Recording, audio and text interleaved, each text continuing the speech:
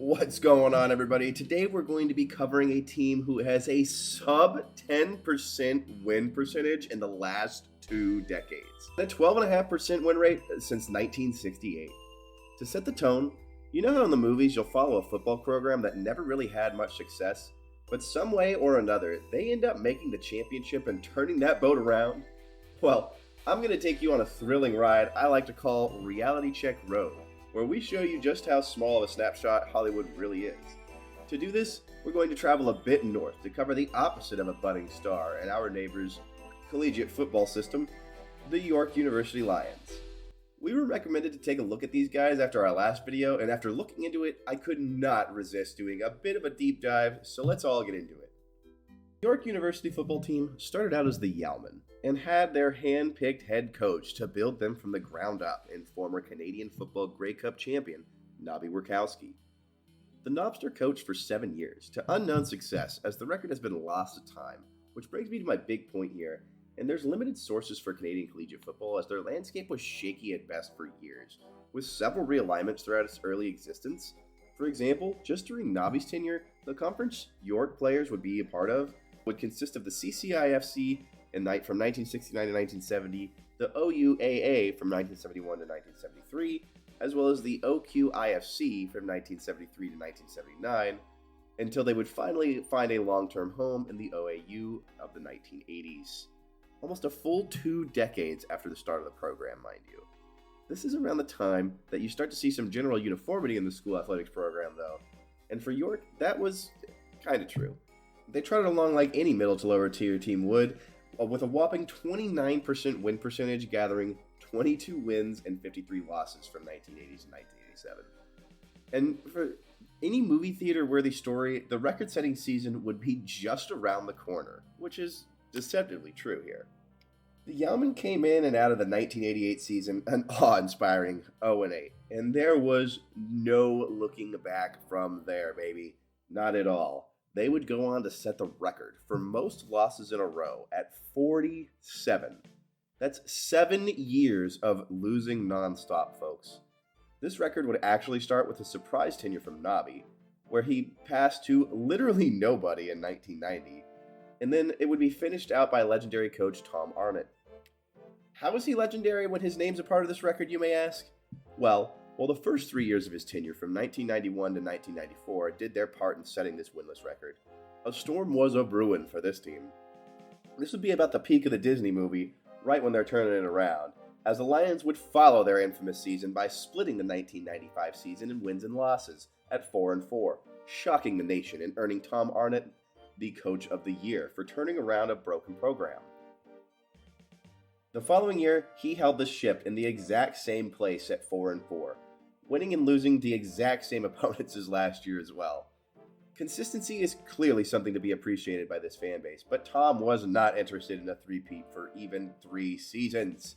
The 1997 Lions would reach heights never before seen by their organization, and also never to be done again, with a 6-2 record, earning him the Coach of the Year for the 2nd time, and leading the team to their first playoff game. This level of success and turnaround would end up catching the eyes of many different universities, but Tom was there to stay and enjoy the fall from graces from their recently achieved heights, as he would end his tenure with 3 losing seasons, each worse than the last, on the way to go to his alma mater, the Guelph Griffins. But the Lions fans feared not, as the next man up just so happened to be a part of that 6-2 team, a Mr. Tom Greats. What followed next would be what I would call the postseason era of the Lions program under the time frame where the OAU decided to include 8 out of 10 teams in the postseason after adding 2 teams to the conference.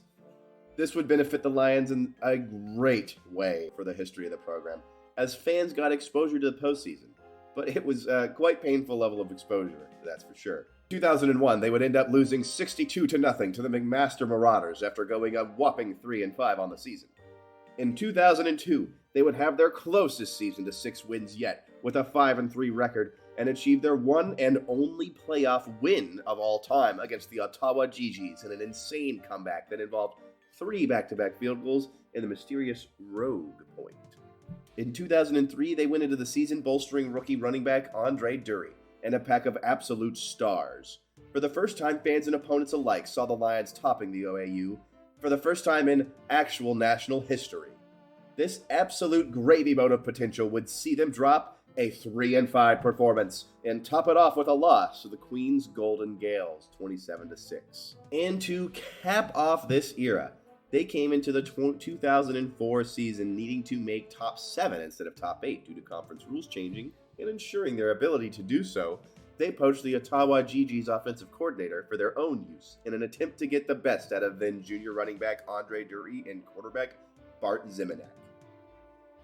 This ended up being a call that would pay off, as the Lions would finish 3-5, getting mollywopped in the playoffs by the Western Mustangs. And this marks the end of the most relevant football news for the program and leads into what I would call the dead era for Lions football. They have yet to win more than 3 games since then and have on several occasions had problems dressing a full team for the season. One coach was even quoted to say in 2008 that the program was in total free fall when he arrived. It was so bad that in 2023, after an extensive coaching search was made, I can only guess that nobody wanted to take the job, so they ended up naming coordinator Nathaniel Griffin and special teams coordinator Brian Jones as co-head coaches. One of the good things about this is during the beginning of the dead era, the Toronto Varsity Blues were actually breaking the record-setting losing streak of before, thus at least erasing the Lions from being first place in that. But that is little happiness to be had when you really look at the general history of the program itself, because those Toronto Blues have won championships in their history, while the Lions have had limited success at best.